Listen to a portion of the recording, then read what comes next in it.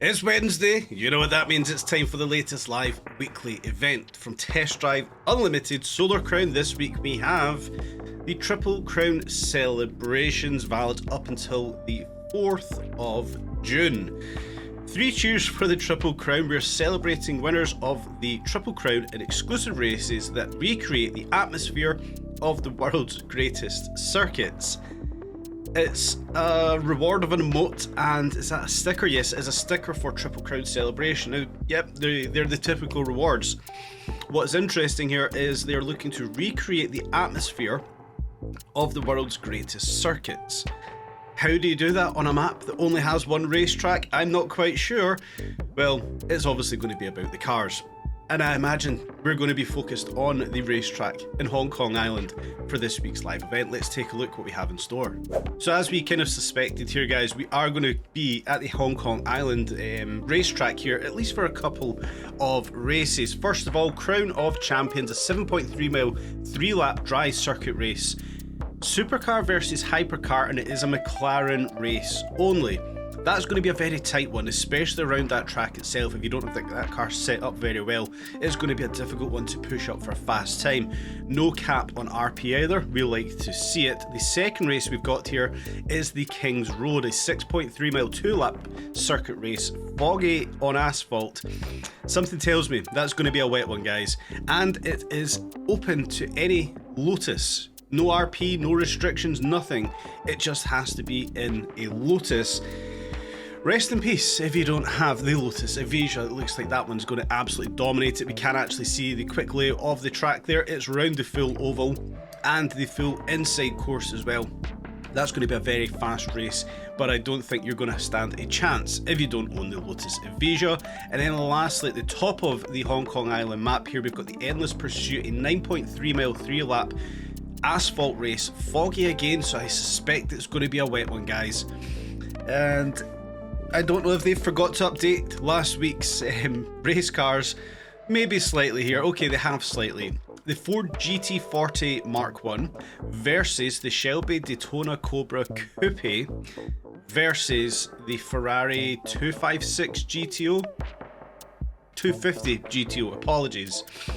I don't know how I feel about that one. We've obviously been using the Shelby and Ferrari a lot recently, so it's a bit of a copy and paste on that one, but it does stand to be quite a good race. We know they're all Larry cars, they're all classic cars, we like it. I'm not moaning about it whatsoever. I think it is going to be quite an interesting race when we do get into that one. But as it is, we will start things off today with, I believe, the only Lotus I have, the GT450.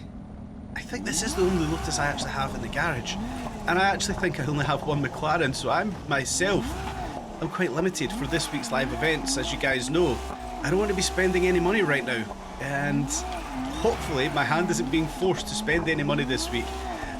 Wow, this is not set up for wet roads. I believe we've got slick tyres on this Lotus as well. Yeah, I'm grinding. I'm grinding hard for money. I want to save up as much as possible for season 4, which, you know, is just round the corner now, guys. It's exciting. So I don't want to be spending money buying cars at this point in the game, so I'm going to be using whatever I have to do these races. But we'll kick things off today with Crown of Champions, that supercar hypercar McLaren race with no RP cap. So coming into this race with the only McLaren that I own, the 570S, which we purposefully built for a live weekly event just a few weeks ago. And I believe it was actually the same part of the track, in the same part of the island map here as well, where we're currently situated. And I don't really think I've driven this car all too much since that live weekly event. I don't know. I may have used it a couple of times, but not much at all. So it's going to be a learning curve if I can remember exactly where it was or how it was I had this car tuned, where the gears were all set. Kind of jumped on here first thing this morning, guys. It is 9:10 UK time, so the live event has literally been out for 10 minutes or so, whatever it is. Realistically, I'm not prepared for what we've got here. It's literally a case of wake up, grab a coffee, and get on test drive. So it's going to be fun. Nonetheless, we know we've got a good car, we know it's tuned, we know it's essentially set up for some competitive racing. Actually managing to get a fair bit of traction here. I'm going to have to assume I've got slick tyres fitted to this. I've got to be honest, guys, I didn't check before I came into the race. I literally jumped in the 570S and I hit start. So the car is tuned the way it is. I don't know what RP we've got. I can obviously check that after the race. I don't know what tyres I've got fitted. Judging by the amount of traction that we've got there, I've probably got slick tyres fitted. Cutting off the oval loop here back across the track, like we tend to see happening here. That's alright. A little bit too much curb on the inside, not having the best, cleanest of attempts here. Oh, we're having a little hairpin, so we're coming back off the circuit. Wasn't quite expecting that one. We know we've got this little jump right here, going to brake just before it to protect ourselves. Not turning in as early as I thought we were going to be turning in either.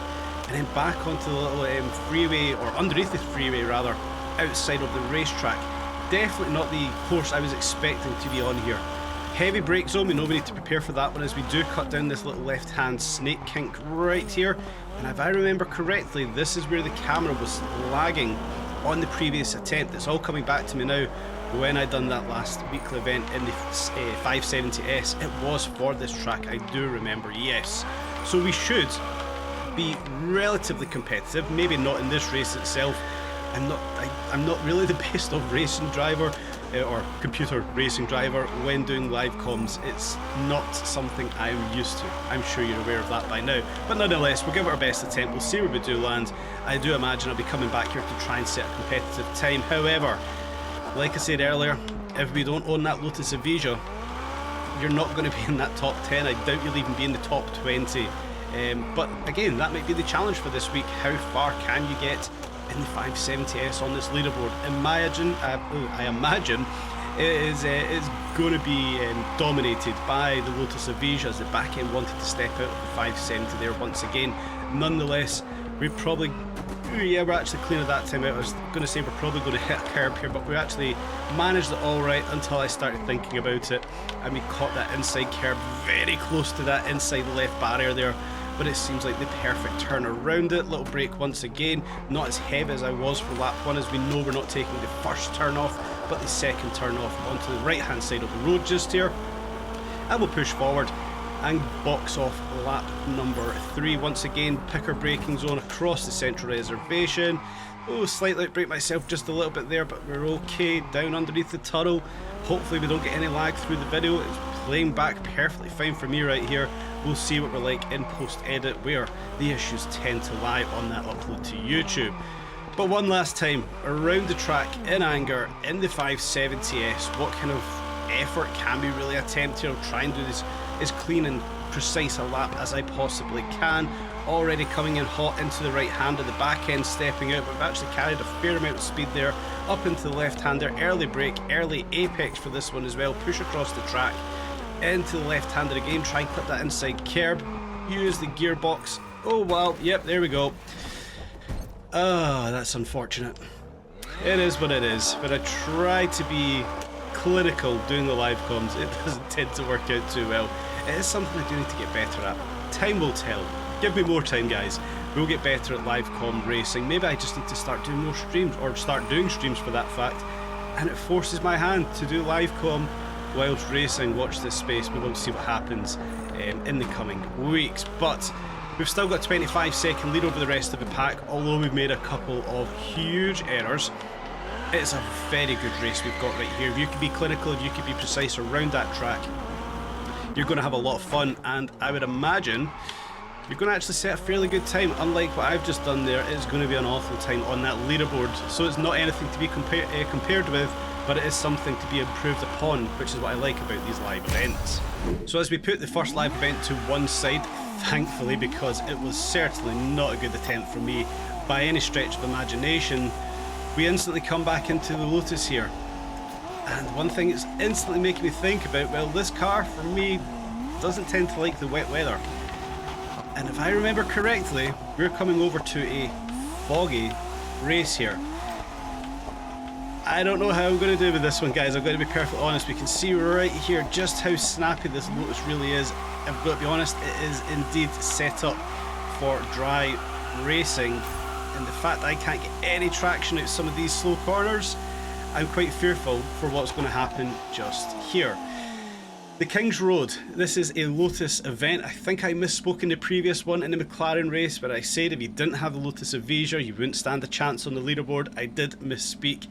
It's a McLaren race. Apologies. This race, I feel like if you don't have the Avesia, you will be left behind, but we're going to give it our best attempt here. It's a foggy circuit race, and we're going to try it here in GT 450. And in typical fashion, I misspoke once again. It's an Evora GT 430, not a GT 450. But as anticipated, it is indeed going to be a wet race. I have made sure I have got the standard road tyres fitted to this, but I don't think it's going to make all too much of a difference, especially coming up here against a Lotus Avesia that just completely parked it on the corner of that right-hander just there. The AI in that Avesia just is very bizarre. I know they're not going to get traction. I know we're not going to get traction, but they're just parking it on an apex of a corner, giving us absolutely no chance. So I still think the Avesia is going to be way too OP for this race. We can see just how quickly the AI blasted past us right there. If you can set your Lotus up to get good traction and handle some of these corners well, then you may stand a chance. But it's you guys, you can see how wet this race really is as we come out onto the oval loop here, trying to get any form of traction in the GT430. It's very difficult, and I'm going to lift off coming around this right-hander. There we go. I expected the back end to snap out on us, much like it did with the McLaren in the previous race. Yeah, it's going to be a challenge to get your car set up for this one, guys, to get any form of traction. Obviously, the more power we have, the easier it's going to be for that back end just to step out, and as soon as we're on the throttle, we can just see the oversteer kicking in, the backside of this Lotus just wanting to come round on us. Oh, maybe this is going to be a race where we're going to have to stick on some traction control. At least we can do some nice looking drifts right there. Although I'm not a drifting kind of guy, it does look good when we stick it in, and it pays off. Yeah, maybe this is going to be one of these races, or the next race as well, actually, thinking about what's coming next. These may be races where we might have to have a little bit of traction control, a little bit of electronic aid for the racing. I'm not against it. If that's what it takes to set a competitive lap time, then I'm all for it. Let's go. Nonetheless, we're here, we've got no traction control, we've got the minimal amount of ABS on the Evora right now. My god, this is a very tricky race that we have got here. One thing I will say, hopefully it is coming through on the recording. The glare that's coming back off this race circuit, the lights bouncing back off of it, the standing water when we see the reflection of the banners of the checkpoints, it just looks absolutely fantastic, and I'm actually concentrating way too much on the reflection on the racetrack than what I should be. I should be concentrating on the race in hand here, but I am taken aback sometimes with the graphics that this game does have. Now, it doesn't always come through on YouTube for one reason or another. It must be some way, an error of how I upload videos, but the graphics for this game are just fantastic. Hopefully I do get everything buttoned down one day, guys, and I actually make this a solid YouTube channel for Test Drive Unlimited Solar Crown. On that note, actually, I would just like to thank you guys that have stuck around with the channel, that have supported. It is very appreciated, and I do thank you for it. Yeah, I give up a lot of free time to make these videos out of choice. This is a hobby of mine to make these videos, and I just want to thank you guys that have continued to be here, supported the channel, liked and subscribed, gave comments on all the videos. It is very much appreciated. Yeah, and I do hope you guys continue to do so. Back to the race itself.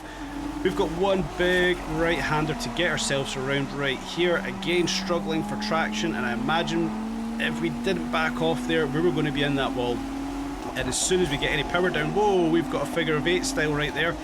Was not expecting the back markers to be cutting across the track right there. Luckily, I was kind of watching slightly what I was doing.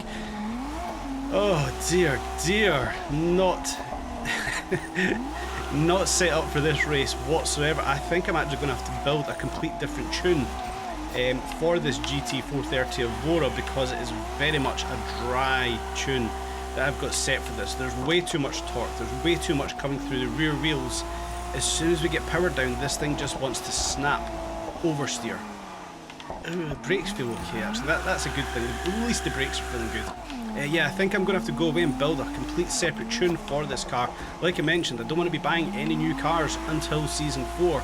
So I'm going to have to work with what I have got there, see where we can place on the leaderboards when we're doing these live events, and go from there, but nonetheless we'll have a huge power slide coming out of the last left-hander, hit that start-finish line and take a second win for today. Now, one thing I did forget to talk about on the first race, we've got 100 points for this week's live weekly event. Of course, 10 points per win, 10 race wins, guys. You will box off this event. Absolutely no problem with that at all.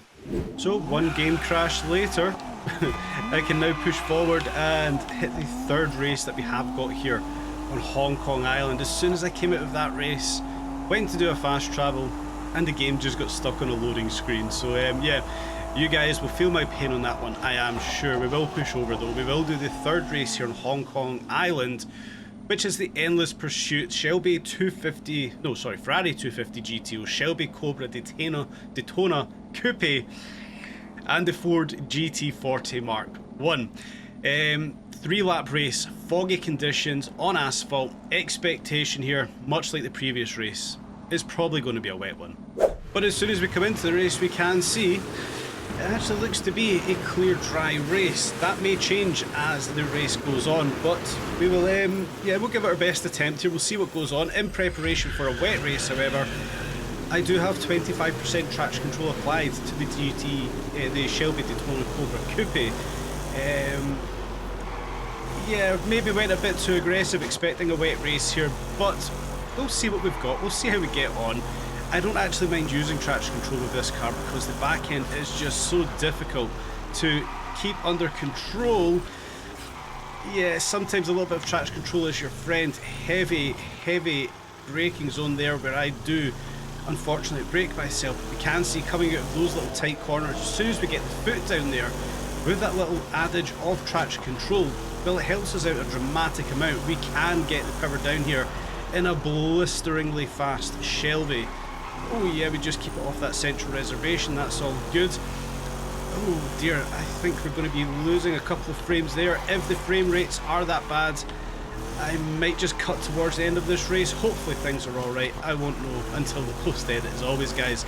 But as it is, the race itself, it looks like it's going to be a very quick race here. We obviously are in a very quick car, as is the 250, as is the Mark 1 GT40. I do like what they're trying to do with this race. I know I wasn't overly happy that we're using the same cars that we used for the last couple of live weekly events, but when they're as fast as what they are, when they've got the competition what they have between the 250 GTO, the Mark 1 GT40 and this Daytona Cobra Coupe, well, we also have to appreciate that these are probably the best cars that could have been chosen for this race. Classic car style racing around a very fast map, a very fast track we've got here as well. I'm not actually that unhappy about it. What other cars are we really hitting? 240, 250 miles per hour and being competitive against other cars of the same variety. Unfortunately not being competitive against the AI because the AI suck balls, for want of a better phrase. It's a good race and I imagine there's going to be some frighteningly fast lap times on this leaderboard once everybody has been through it all, set their times, and this week is over and done with. I actually think this is going to be a fantastic event now I see what it is we have got here. Unfortunately, I lose control and hit a tree. I instantly think of the guys that are going to be up there, the usual suspects, Jason, Paku, Asai Yunon.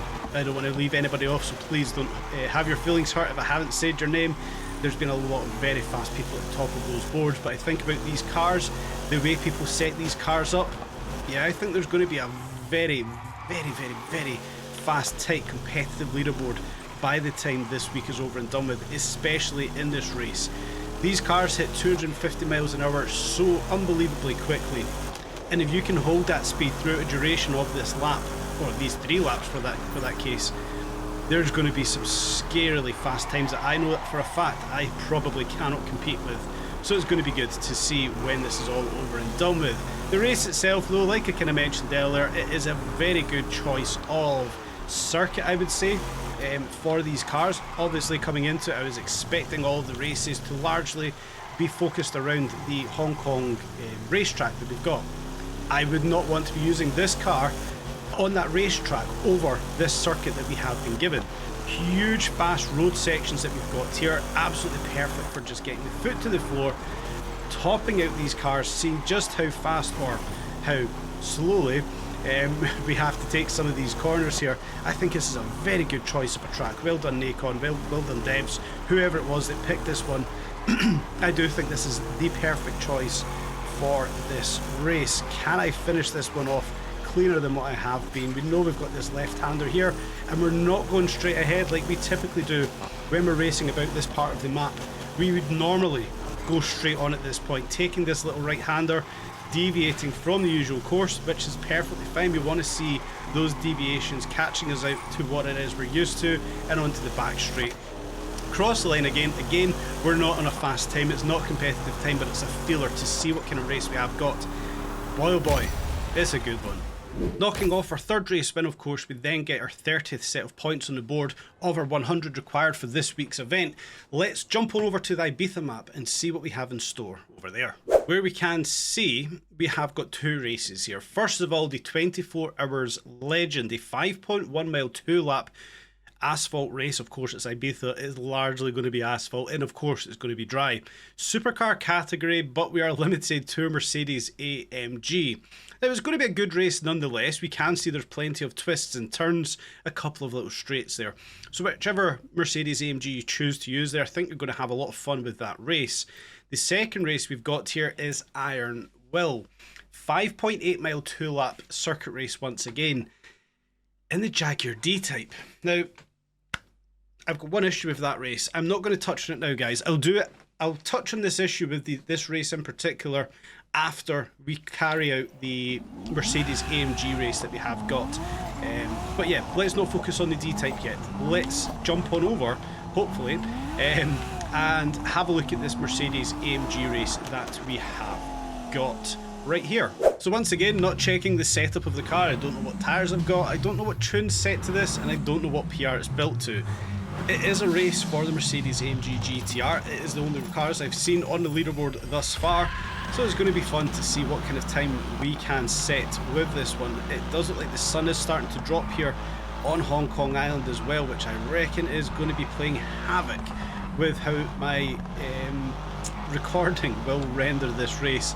But we'll push on, we'll persist with it, we'll see what kind of race we have got. Already the early part of that race looks like we could be carrying a hell of a lot more speed as we get absolutely dive bombed into the left-hander just there. Nonetheless, we'll push on.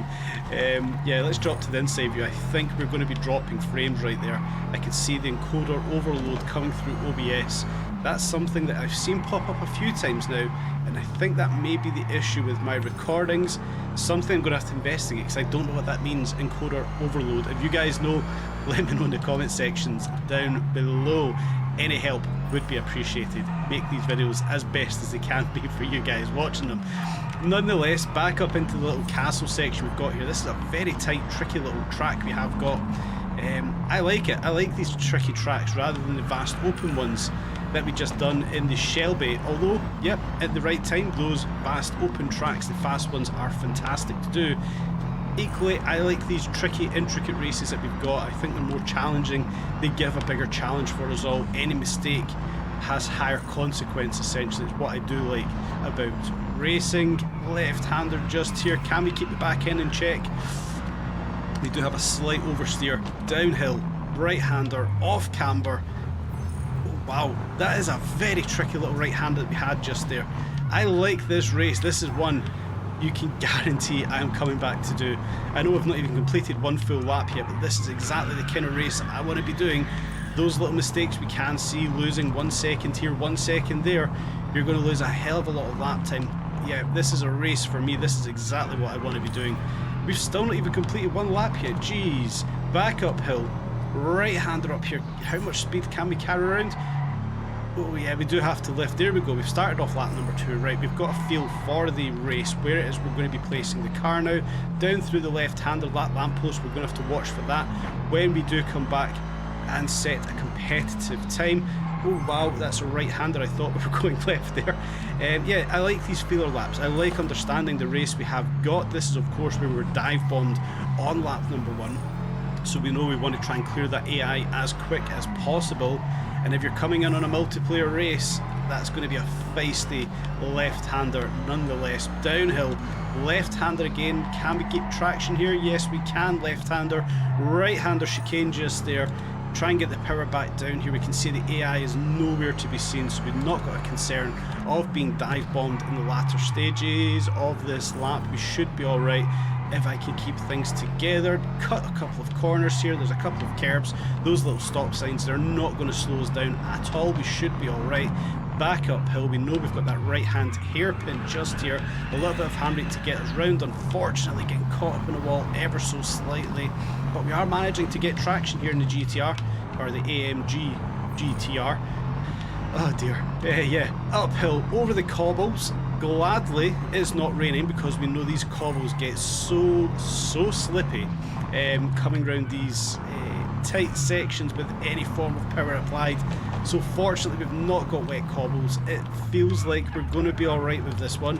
As I come into the hairpin in 5th gear, I should have been in 3rd gear, and I smash into the wall.